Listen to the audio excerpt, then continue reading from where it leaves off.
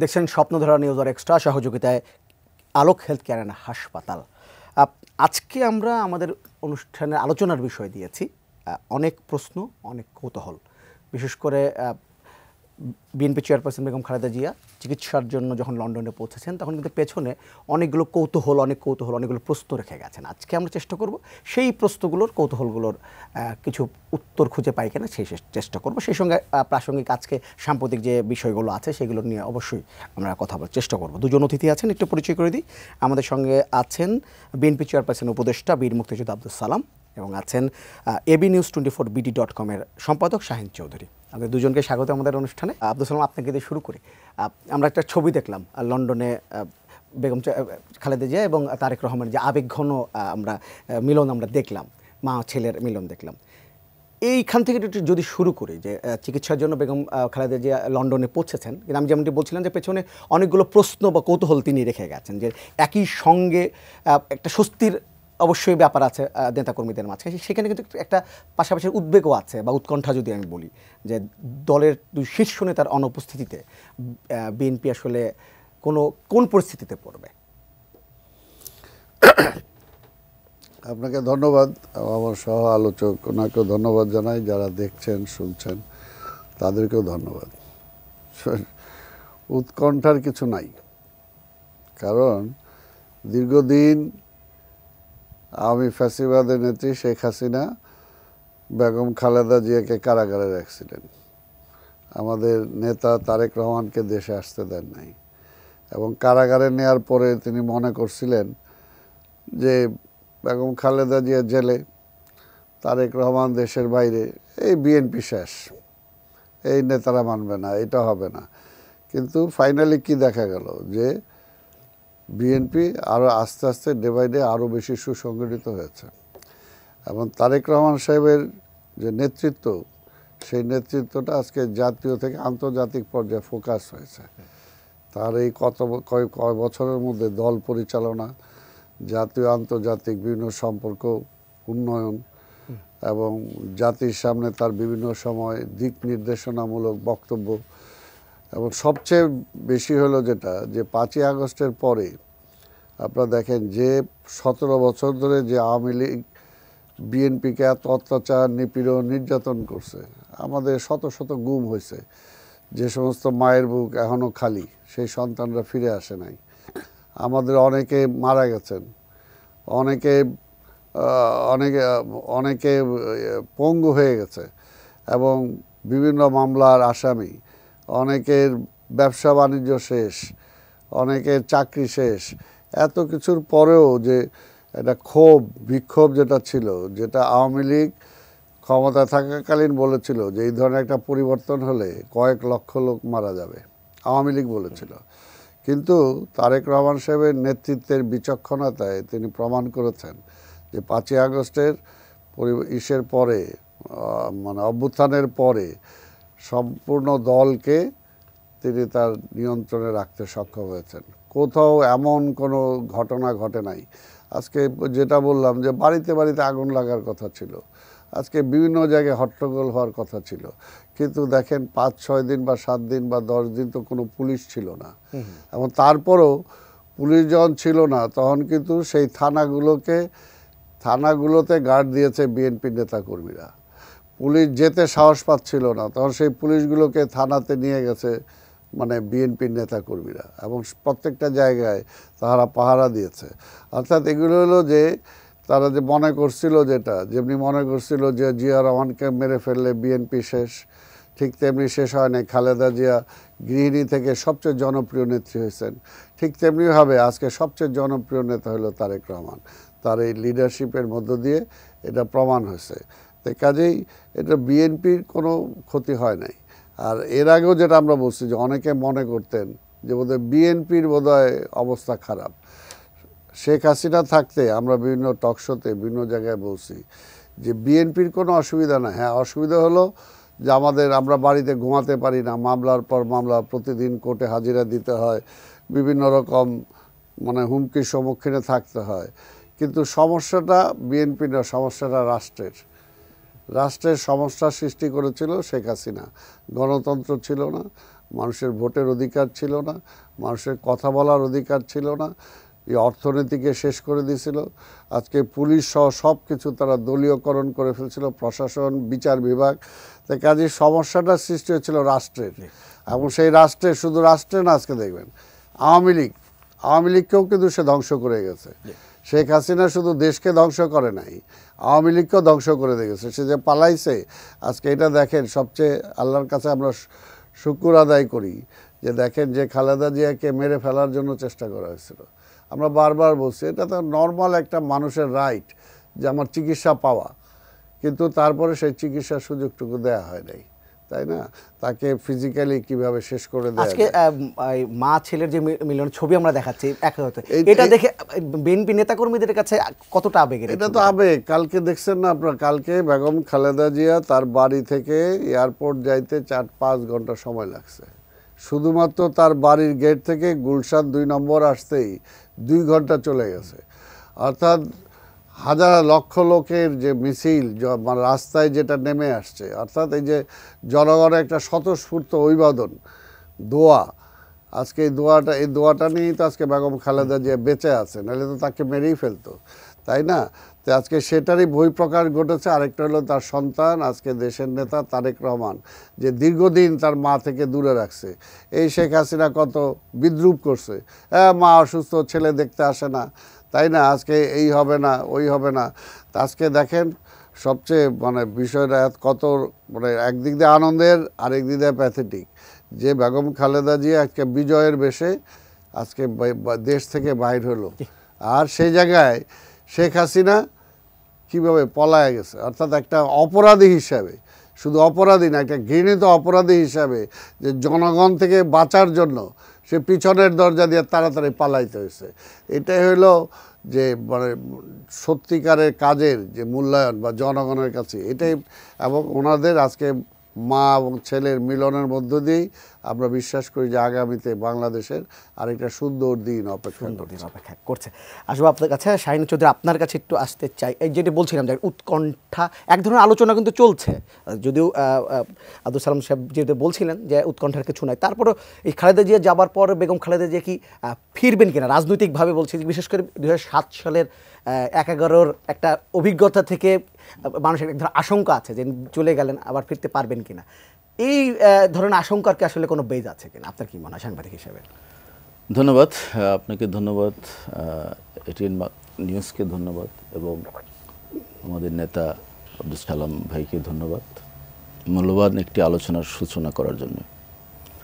আমি আপনার ওই প্রশ্নের জবাবের আগে সালাম ভাইয়ের সঙ্গে একটু যোগ করি।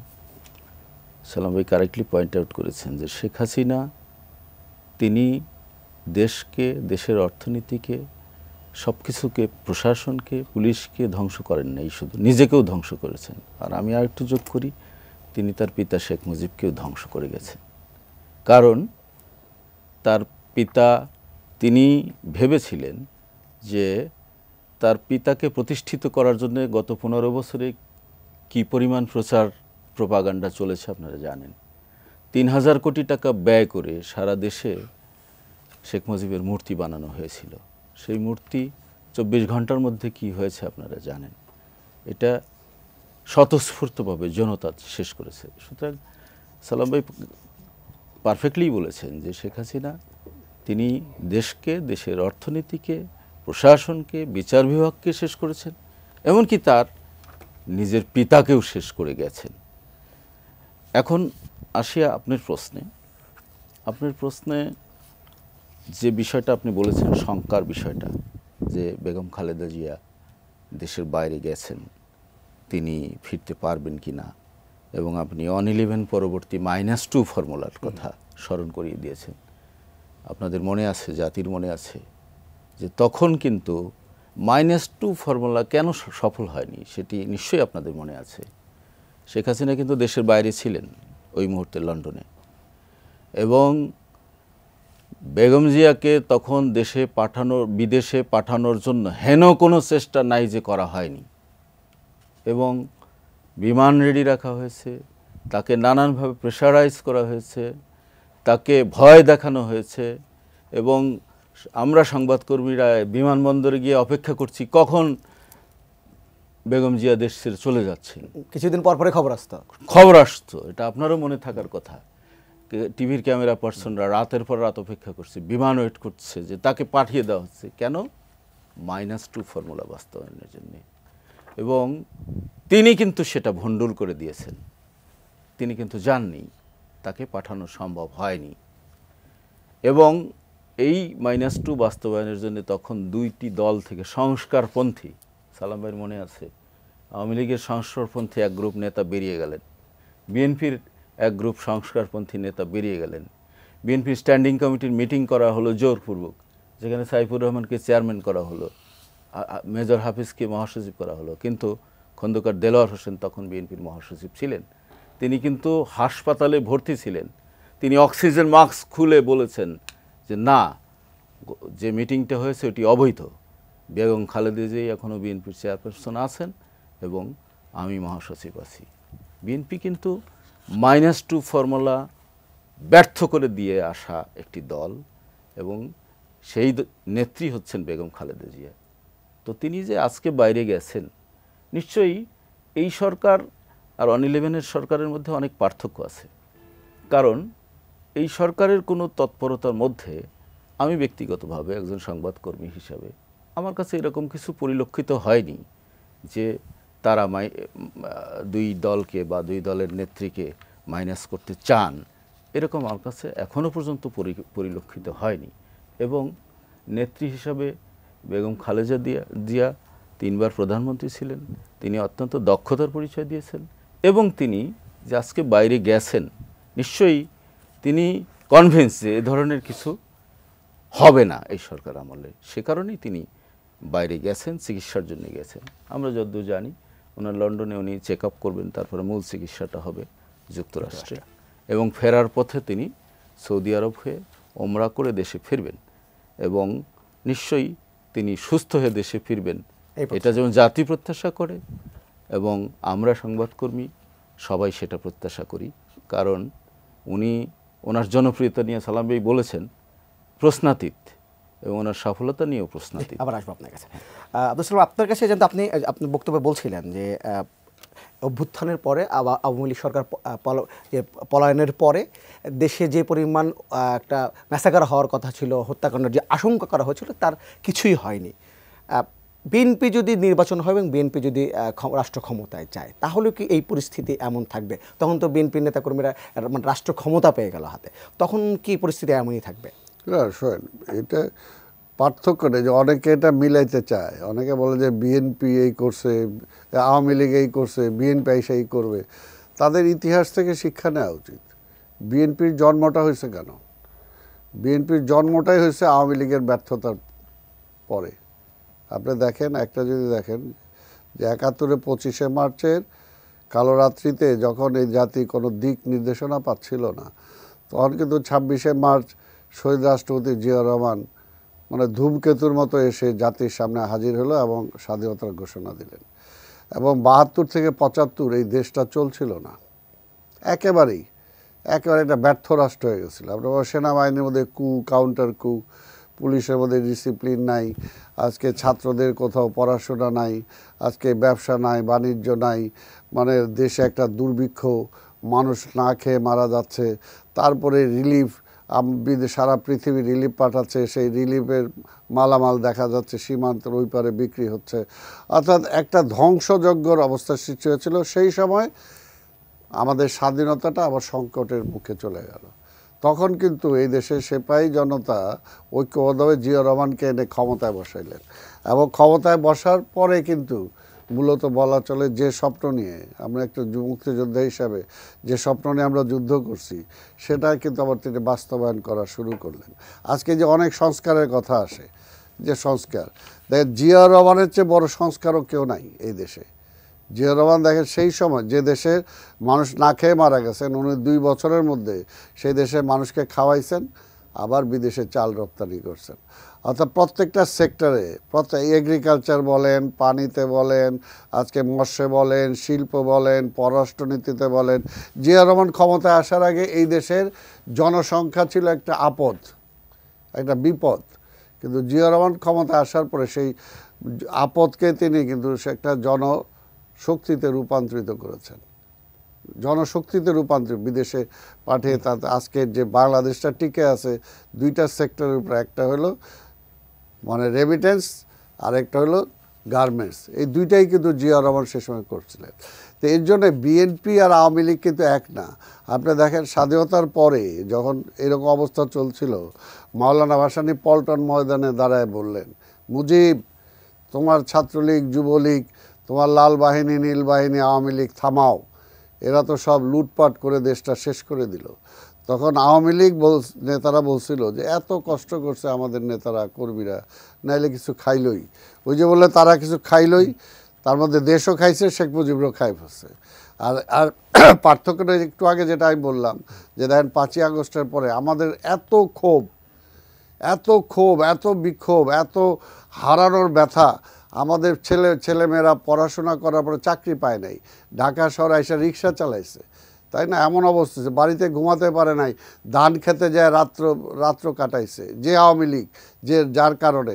অথচ 5ই আগস্টে এরকম একটা পট পরিবর্তনের পরে কিন্তু কিছুই করে নাই।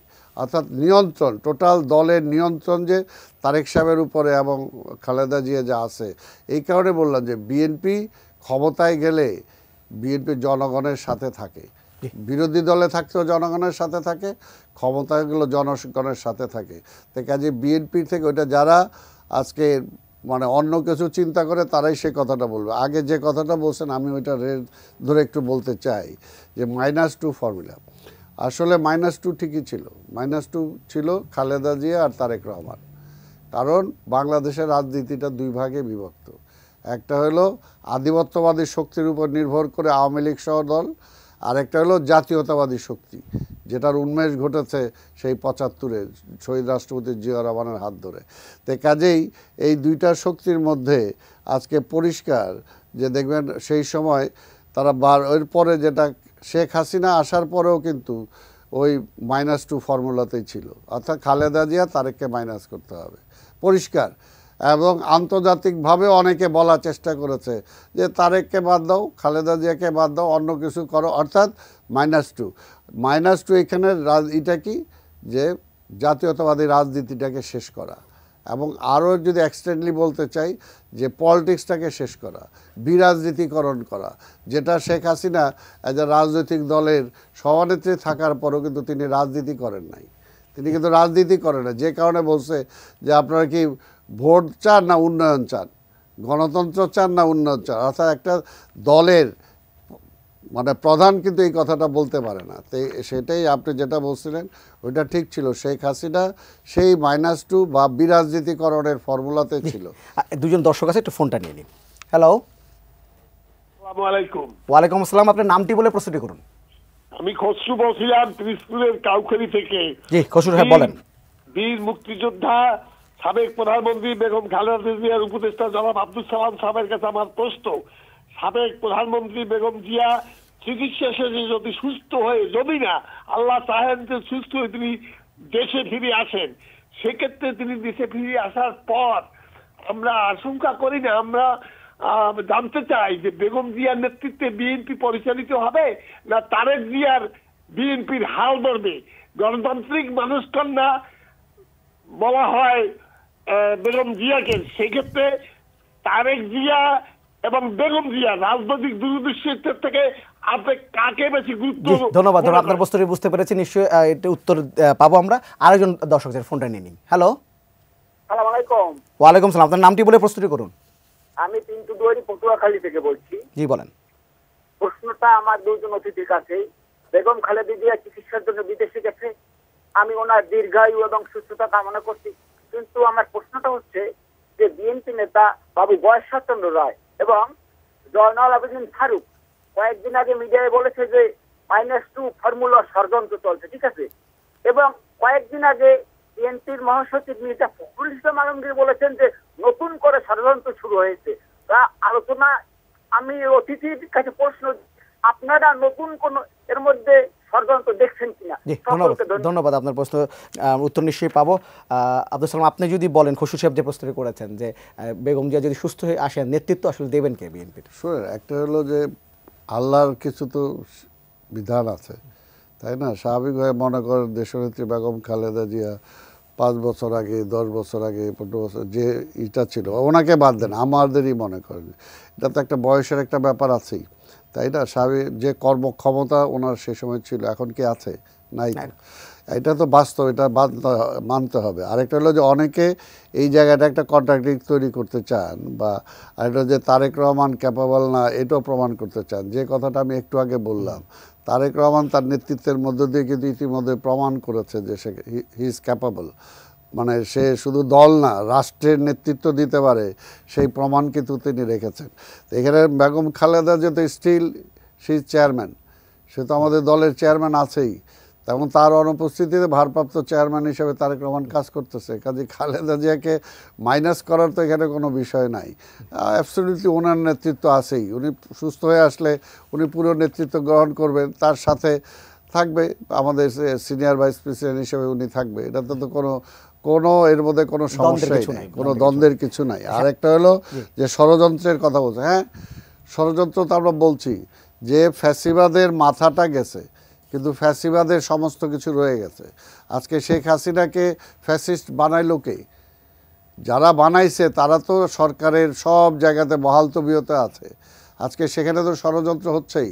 আজকে কি আমরা দেখি, এইবার এই দেশে ওনাদের দুজনকে বলবো, আরও অনেকেই বলবো, এইবার বাংলাদেশে যে পূজা যেটা হলো, আপনার মনে করেন এই পূজা বাংলাদেশের ইতিহাসে সবচেয়ে শান্তিপূর্ণ হয়েছে।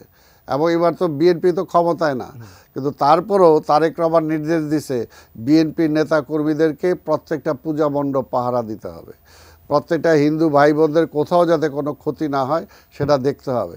যে কারণে কোথাও কোনো দুর্ঘটনা ঘটে নাই। অথচ আমরা কি দেখলাম, প্রতিবেশী রাষ্ট্রের বিভিন্ন মিডিয়াতে বলা হলো এখানে নাকি অন্য ধর্মের, হিন্দু ধর্মের লোকজনদের রক্তের বন্যা বয়ে গেছে। কোথায়? এটাই তো ষড়যন্ত্র। অর্থাৎ পরাজিত ফ্যাসিবাদকে আবার নিয়ে আসার জন্য অনেকে চেষ্টা করতেছে, ষড়যন্ত্র তো হচ্ছেই। এই জন্য সেই ষড়যন্ত্রকে প্রতিহত করার জন্য আমরা বলছি যে জনগণের ক্ষমতাটা জনগণকে ফিরিয়ে দেওয়া, জনগণের ম্যান্ডেট নিয়ে সরকার প্রতিষ্ঠা করা, তাইলে সেই ষড়যন্ত্রগুলো আমরা এই আলোচনা আসবো। আমি একটু শাহিন চৌধুরী আপনার কাছে আসবো, একটু যদি আপনাকে এ নিয়ে আর কোনো মন্তব্য আছে কিনা, তাহলে অন্য কোনো প্রসঙ্গে যাবো আমি। না, এ নিয়ে মন্তব্য আছে। আমি সালাম ভাইয়ের সঙ্গে যোগ করি দুটো বিষয়। প্রথমত সালাম ভাই ওই 72 থেকে 75-এর যে পরিস্থিতির কথা বলছেন, সেখানে আমি একটু যোগ করি, উনি নিজেও সাক্ষী যে আজকে গণহত্যার দায়ে শেখ হাসিনার বিরুদ্ধে 128টা মামলা হয়েছে এবং তার বিচার হবে। আন্তর্জাতিক অপরাধ ট্রাইব্যুনালেও মামলা আছে, অলরেডি গ্রেপ্তারি পরোয়ানাও হয়েছে। ওই 72 থেকে 75-এর 15ই আগস্ট পর্যন্ত টাইম ছিল 3.5 বছর ওই সরকারের। ওই সময় কিন্তু ব্যাপক গণহত্যা হয়েছে, সালাম ভাই জানেন সেটা, যে তখন গণহত্যার জন্যে বিশেষ কিছু বাহিনী করা হয়েছে। রক্ষী বাহিনী ছিল, লাল বাহিনী, স্বেচ্ছাসেবক বাহিনী ইত্যাদি ইত্যাদি। এবং ওই সময় হিসাব আছে যে প্রায় 30,000 মুক্তিযোদ্ধা এবং প্রগতিশীল রাজনৈতিক দলের কর্মী, বাম সংগঠনগুলোর কর্মীকে হত্যা করা হয়েছে। সুতরাং গণহত্যার ইতিহাস আওয়ামী লীগের আজকে নতুন না, সেই ইতিহাস দেশ স্বাধীন হওয়ার পর থেকেই।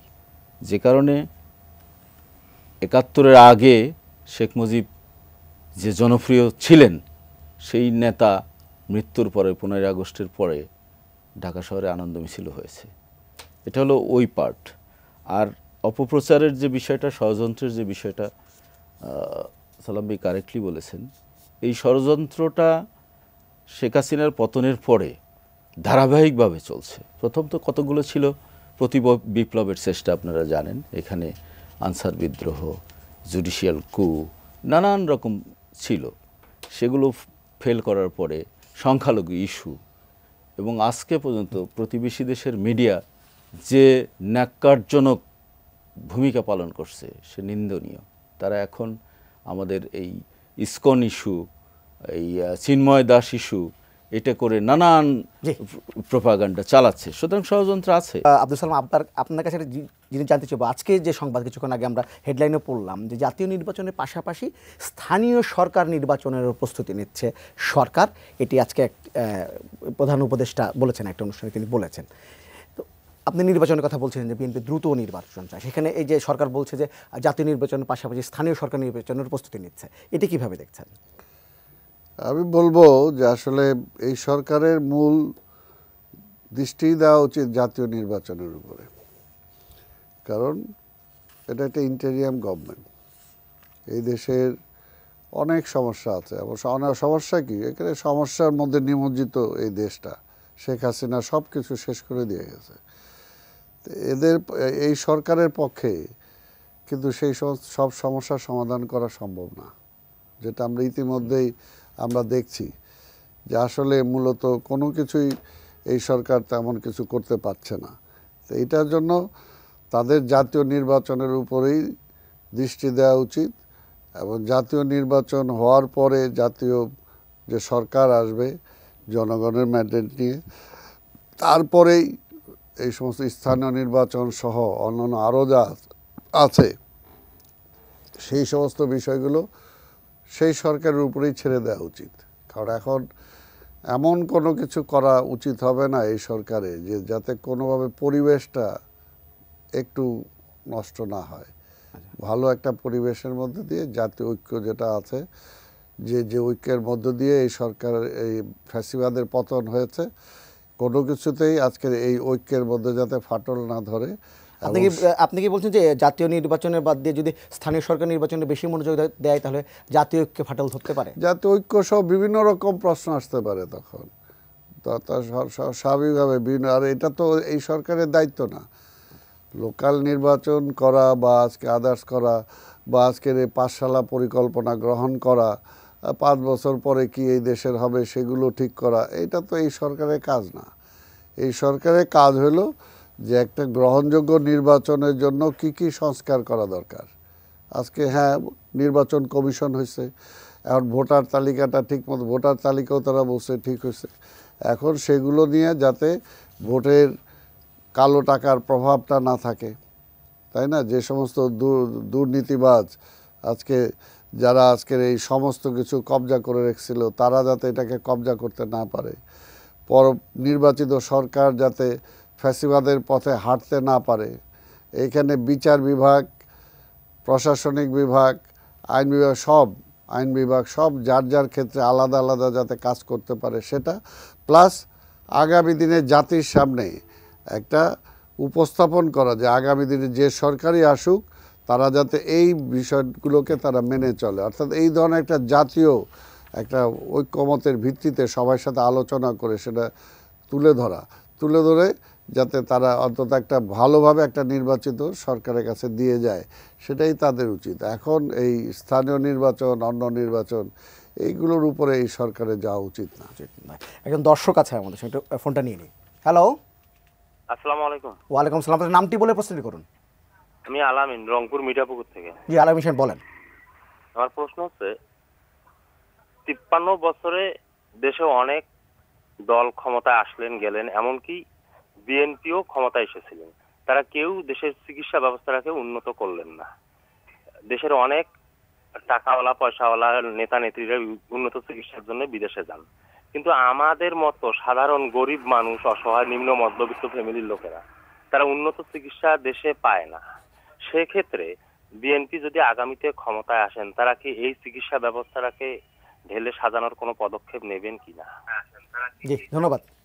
যদি 1 মিনিট এটা উত্তর দিয়ে দেন। না, এটা শোন, আমরা তো বলছি আপনারা 31 দফা যদি আপনি দেখেন, তারপরে জিয়াউর রহমান, যেটা আমি বললাম যে জিয়াউর রহমান সবচেয়ে বড় সংস্কারক ছিল, এবং তার পথ ধরে যেটা বললো যে বিএনপি ক্ষমতায় ছিল, হ্যাঁ বিএনপি চেষ্টা করেছে গণমুখী সরকার উপহার দিতে এবং জনগণের স্বার্থে যে সমস্ত কাজগুলো করা সেগুলো করতে। তা আমরাও তো বিশ্বাস করি যে বাংলাদেশের ভালো ভালো চিকিৎসক আছে, কিন্তু আপনি দেখেন আওয়ামী লীগ এমন একটা পর্যায়ে নিয়ে গেছিল, যেটা বললাম দলীয়করণের মাধ্যমে।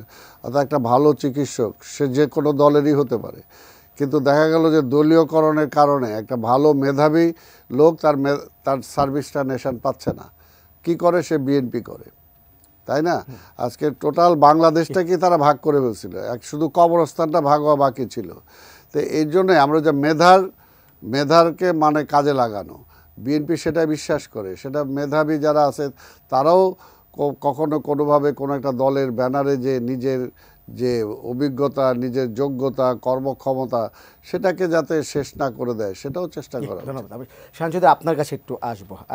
আমি আজকে নুরুল কবির সাহেবকে প্রধান উপদেষ্টা একটি সাক্ষাৎকার দিয়েছেন, সেখানে একটি জায়গায় নির্বাচন নিয়ে বলছিলেন, প্রধান উপদেষ্টাকে প্রশ্ন করা হয়েছিল নির্বাচন নিয়ে, বিএনপি বিশেষ করে রাজনৈতিক দলগুলো চাপ দিচ্ছেন, সেখানে তিনি বলছেন যে তিনি চান যে নির্বাচন নিয়ে রাজনৈতিক দলগুলো চাপ দিক, কারণ সরকারের ভেতরে যদি কারো ইচ্ছা থাকে যে এই নির্বাচনকে প্রলম্বিত করা বা দেরি করা, তারা যেন সেটি না করতে পারে।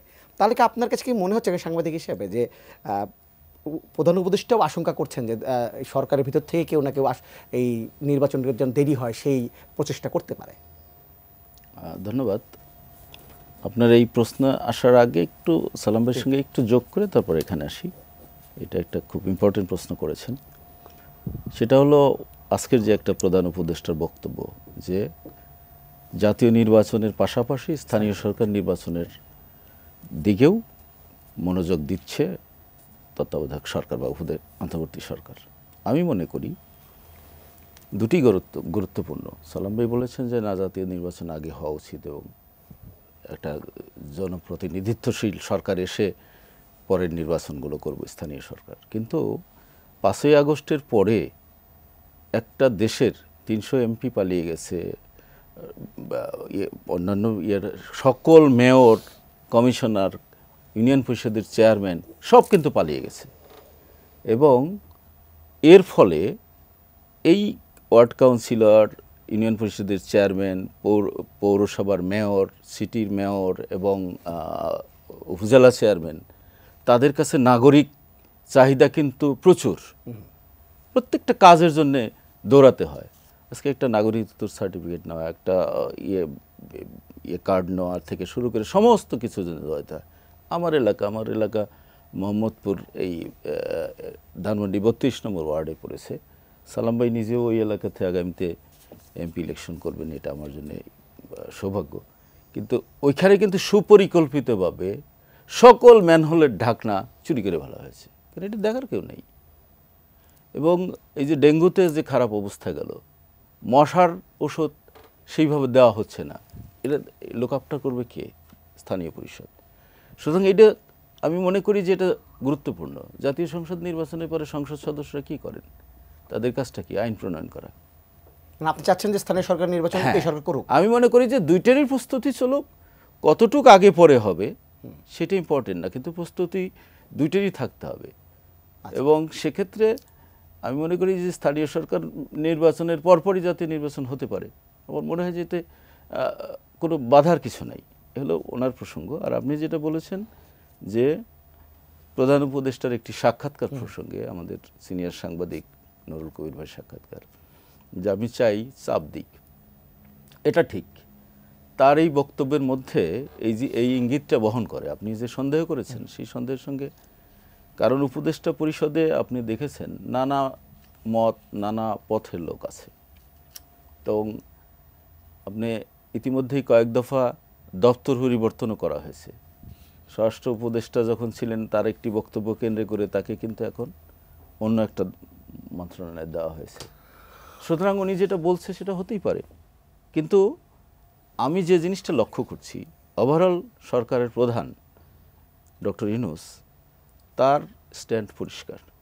তিনি কিন্তু ক্যাটাগরিক্যালি বলেছেন যে যদি রাজনৈতিক দলগুলো বেশি চাপ দেয় তাহলে 2000 মানে চলতি বছর ডিসেম্বরের মধ্যেই ইলেকশন হবে। এবং প্রধান উপদেষ্টার প্রেস সেক্রেটারি গতকাল একটি প্রেস কনফারেন্সেও বলেছেন যে ডিসেম্বরের মধ্যেই রাজনৈতিক দলগুলো যদি চায় ডিসেম্বরের মধ্যেই নির্বাচন, আর না হলে যদি সংস্কার শেষ করে নির্বাচন দিতে হয় তাহলে 2026-এর জুনের মধ্যে নির্বাচন। খুব একটা পার্থক্য না, পার্থক্য মাত্র 6 মাস। এই 6 মাস 15ই জানুয়ারির মধ্যে যতগুলো কমিশন হয়েছে, কমিশনের রিপোর্ট আসবে সেটাও জানেন আপনি, আজকেও পত্রিকায় নিউজ আছে। কমিশনের রিপোর্ট আসার পরে অন্তর্বর্তীকালীন সরকার কতটুক সংস্কার করেন বা কতটুক পরবর্তী সরকারের জন্য রেখে যান, সেটা আমার মনে হয় যে রাজনৈতিক দলগুলোর দেখা উচিত। কারণ কিন্তু যে এই আন্দোলনটা কিন্তু হয়েছিল প্রথমে কোটা সংস্কার, তারপরে রাষ্ট্র সংস্কার, রাষ্ট্র সংস্কার থেকে এক দফা।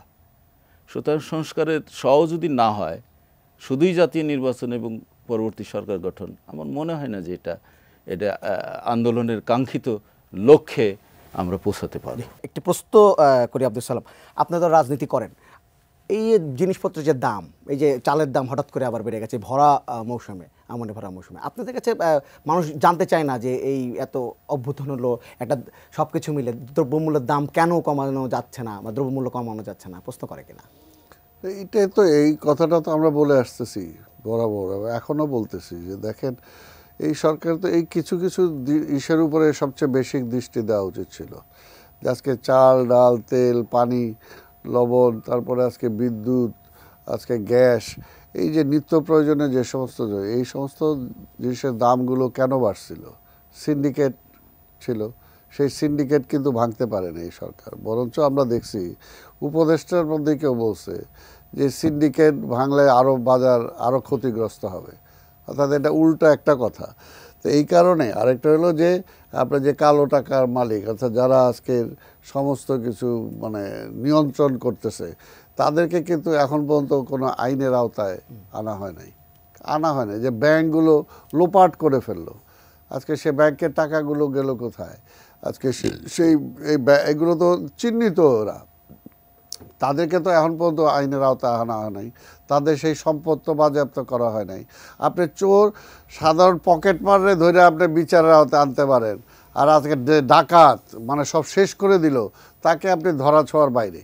তো এই জিনিসগুলো তো অবশ্যই এগুলো তো আনতেই হবে, এগুলো আনার জন্যই তো সবচেয়ে বড়। কিন্তু আজকে আমরা তো দেখতে সেই দিকে তো কিছুই করতে পারছি না। আপনারা যখন প্রধান উপদেষ্টার দেখা করতে যান, আপনারা পরামর্শ দেন না? আপনাদের পরামর্শ না, পরামর্শ তো আমরা দেই, পরামর্শ দিয়েই তো আমরা দেখছি যে আজকে যে অবস্থা, কারণ অলরেডি 4 মাসের উপরে 5 মাস তো অলরেডি যাচ্ছে, তো সময় তো যাচ্ছে, তাই না? তো সময় কাজে এই সময়ের মধ্যে তাদের তো আরও রিডাবল স্পিডে আরও মুভ করা উচিত ছিল।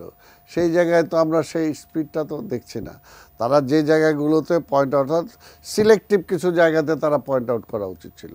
তারা যদি জাতির সব সমস্যা তাদের কাঁধে নিয়ে বসে, প্রথমেই তো অ্যানাউন্সমেন্ট দেওয়া উচিত ছিল যে যে সমস্ত দাবি দেওয়া আছে, কোনো দাবি দেওয়া এই সরকারের কাছে দেওয়া যাবে না, এগুলো নির্বাচিত সরকার হ্যান্ডেল করবে, আমাদের কাছে আনবেন না, প্রথমেই নাকচ। তাহলে তো যে তারা কি কি করা উচিত, যে করা উচিত আজকে ট্যাক্স, আজকে মনে করেন যে জিনিসপত্রের দাম বাড়ছে, কেন ট্যাক্স বাড়ছে, আমি সেটা কমায় দেই। আজকে ব্যাংকের যে ফ্যাসিলিটিসগুলো, তো ব্যাংক তো সেগুলো দিতে পারছে না এখনও, তাহলে সেগুলোকে আমি মানে ঠিক করার জন্য চেষ্টা করি। প্লাস আমি যদি একটা ঘোষণা দিতাম, যেটা আমরা তো দেখছি এর আগে হয়েছে, এক ঘোষণা যে তোমার এত টাকা তুমি ব্যাংক থেকে নিছো, হয় 1 মাসের মধ্যে দাও, আর নাইলে জেলখানায় যাও, পরিষ্কার কথা। এখন পর্যন্ত কি সরকার এরকম কোনো ঘোষণা দিছে? এই যে ব্যাংকগুলো যে লোপাট হয়ে গেল, দেয় তো নাই। এই জিনিসগুলো তো দেয়া দরকার। এবং কিছু কিছু জায়গায় সরকারের কোষ, আপনি খালি সরকারের কোষ বাড়াইলেন, মানুষের যে ট্যাক্সের বোঝা যেটা বাড়ছিল, তাই না, সেই ট্যাক্সের বোঝা তো কমে নাই। সেই ট্যাক্সের বোঝাটা কমান। আর স্বাভাবিকভাবে আগে একটা রিক্সাওয়ালা বন্ডুটি, আমরা তো বক্তৃতাই বলছি যে 5 টাকা দিয়ে কিনতো, এরপরে আওয়ামী লীগের শেষ আমলে সেটা 20 টাকা দিয়ে কিনতে হয়েছে। তা আপনাকে মানুষ তো আশা করে যে আজকের হাসিনা নাই, আওয়ামী লীগ নাই, তাহলে দাম কমবে না কেন? কারণ ওই যে আমরা বলছি যে তাদের প্রেতাত্মারা সব জায়গায় বসে আছে, তাদেরকে তো সেখান থেকে সরানো হয়নি। শাহিন, আপনার কাছে কি মনে হয় দাম কমছে না কেন? ধন্যবাদ। আমি এ সম্পর্কে বলি, সেটা হলো যে কিছুদিন আগেও যে বাজারের যে অবস্থা ছিল, সবজি, আলু, পেঁয়াজ, এগুলো কিন্তু নাগালের বাইরে ছিল। কিন্তু আজকে যদি আপনি বাজার পরিস্থিতি দেখেন, এখন সবজি, আলু, পেঁয়াজ এগুলোর দাম কিন্তু অনেক কম। শীতকালে তো সবজি মৌসুমী, এবং সবচেয়ে বিষয় হলো যে সবজির দাম এখন যে পর্যায়ে নেমেছে, সেটা কিন্তু কৃষকের জন্য গলার ফাঁস হয়ে গেছে। কারণ বগুড়া অঞ্চলে আমি খবর পেলাম 2 টাকা করে একটা ফুলকপি বিক্রি হচ্ছে। তো একটা ফুলকপির প্রোডাকশন কস্ট কত, এবং অনেক কৃষক ফুলকপি তুলছেই না, লেবার দিয়ে তুলবে এবং সেটা ঢাকা পাঠাবে, তাতে তার কষ্ট হয় না। সুতরাং মূল্য কমা যেমন জরুরি, কিন্তু কৃষককেও তো আপনি বাঁচিয়ে রাখতে হবে, সেটা হলো। আর অন্য জিনিসের ভিতরে চালের ব্যাপারে, হ্যাঁ চালের ব্যাপারে আমি মনে করি যে এখনো পর্যন্ত সরকার কিছু করতে পারেনি। এই জায়গাটি তাদের হাত দেওয়া খুব জরুরি। আজকে খাদ্য উপদেষ্টা বলছেন যে যারা মজুদ করেছে তাদের বিরুদ্ধে মজুদ বিরোধী সব আইন যেন প্রয়োগ করা হয় সেই নির্দেশনা দেওয়া হয়েছে। আপনার কাছে কি মনে হয় যে এই নির্দেশনা মানে পালন করা সম্ভব কিনা? কারণ দেখতে কাজ হচ্ছে না। তো পালন করা সম্ভব তো নয়, এবং বাস্তবে তো তার আমরা কোনো লক্ষণ দেখছি না। নির্দেশনা দিয়েছেন, কিন্তু মজুদ করা চাল কি আটক করা হয়েছে? সালাম ভাই একটা কথা পয়েন্ট আউট করেছেন যে যারা এই গত 15 বছরে ব্যাংক ডাকাতি করলো, একটা কোম্পানি 6টা ব্যাংক লুট করে নিয়ে গেল, তাদের কারোর বিরুদ্ধে কোনো অ্যাকশন হয়েছে? তারাই তো এই সমস্ত বাজার নিয়ন্ত্রণ করছে। আজকে সয়াবিনের নিয়ন্ত্রক কারা? সয়াবিন, তারপরে চাল, এগুলো এইসব কোম্পানির কেউ কিন্তু গ্রেপ্তার হয়নি। এক সালমান রহমান গ্রেপ্তার হয়েছে। কেন গ্রেপ্তার হয়েছে? তিনি যেহেতু শেখ হাসিনার উপদেষ্টা ছিলেন। তাহলে বসুন্ধরা, এসালম, সামিট, এদের স্ট্যাটাস কি? এবং এরা সগর্বে ঘুরে বেড়াচ্ছেন। এবং 2 সপ্তাহ আগে নিউজ দেখলাম সামিট গ্রুপের আজিজ খান বাংলাদেশের নাগরিকত্ব সারেন্ডার করেছেন, তিনি এখন সিঙ্গাপুরের নাগরিক। আহা, কিন্তু তার বিরুদ্ধে অ্যাকশন কই? বড় বড় ব্যবসায়ীদের গ্রেপ্তার করলে কি আবার বাজার নিয়ন্ত্রণ আরেকটা সমস্যায় পড়বে না? না, সেটা তো বাজার নিয়ন্ত্রণটা, এটার দিকেও যেমন দৃষ্টি রাখতে হবে, পাশাপাশি এই বিচার যদি না হয় তাহলে লুটপাটের এই প্রবণতা তো কোনোদিনও বন্ধ হবে না। তবে এই লুটপাট বন্ধ করতে হলে তো এদের বিরুদ্ধে দৃষ্টান্তমূলক শাস্তির ব্যবস্থা করতে হবে নিশ্চয়ই। একদম শেষে চলেছে আব্দুল সালাম, যদি একদম 1 মিনিটের মধ্যে কোনো মন্তব্য থাকে। না, ডাকাতি করে যাবে তো আরও আগুন লাগাইতে পারে ঘরে, এর জন্য শান্তিতে ডাকাতি করে চলে যাক, এটাই কি থিওরি হবে? আমাকে ডাকাতি থামাইতে হবে তো। কাজে ওইটা আসলে ম্যানেজমেন্টটা নাই, যেটা আওয়ামী লীগের আমলেও ছিল না। মানে আওয়ামী লীগের আমলে কোনো ম্যানেজমেন্ট ছিল না, চুরি ছিল। এইটা সেই আওয়ামী লীগের লোকজনগুলোই বিভিন্ন জায়গায় বসা আছে। এই সরকার কিছু কিছু চেষ্টা করলেও তারা তাকে সফল হতে দিচ্ছে না। তারা চাচ্ছে যে এই সরকারটা ব্যর্থ হোক। এই কারণে আমরা বলছি বেশি সময় যদি দেয়া যায় সরকারে, তাহলে তারা দেখা যাবে যে আরও বিশাল একটা চক্রের মধ্যে পড়ে যাবে। এই জন্য আমরা চাচ্ছি যে একটা নির্বাচিত সরকার আসলে তখন জবাবদিহিতার প্রশ্ন আসবে, এবং নির্বাচিত সরকার তখন বাধ্য হবে এই সমস্ত কাজগুলো করতে। এই কারণে আমরা সেটা চাচ্ছি। নাহলে বললাম তো যে সিন্ডিকেটের ব্যাপারে যখন ওই প্রশ্নটা আসে যে ভাগা যায় না, ঠিক যেমনি আপনি বললেন যদি তাদেরকে ধরা হয় তাহলে কি বাজার কেন শেষ হবে? কেন শেষ? আপনি মনে করেন যে যেটা বললেন যে বগুড়ায় 2 টাকা দিয়ে ফুলকপি বিক্রি হয়, তো সেই ফুলকপি কারওয়ান বাজারে কত বিক্রি হয়? বা কারওয়ান বাজার থেকে যাওয়ার পরে ফকিরপুল বাজারে কয় টাকায় বিক্রি হয়? অর্থাৎ টোটাল ব্যবস্থাপনাটা যেটা মধ্যসূত্রভোগী যেটা, সেটাকে যে কমায় আনা দরকার সেটা তো নাই। অর্থাৎ টোটাল যে পরিকল্পনা, এটা এই সরকারের পক্ষে সম্ভব না। আমরা একদম শেষ সময় চলে এসেছি। আপনাদের দুজনকে অসংখ্য ধন্যবাদ আমার সাথে যুক্ত হওয়ার জন্য। দর্শক, নিউজ এক্সট্রা আজকের পর্ব থেকে এখানে বিদায় নিচ্ছে। আগামী পর্বে আবার দেখা হবে। ততক্ষণ পর্যন্ত ভালো থাকবেন, সুস্থ থাকবেন, এটিএনের সঙ্গে থাকবেন।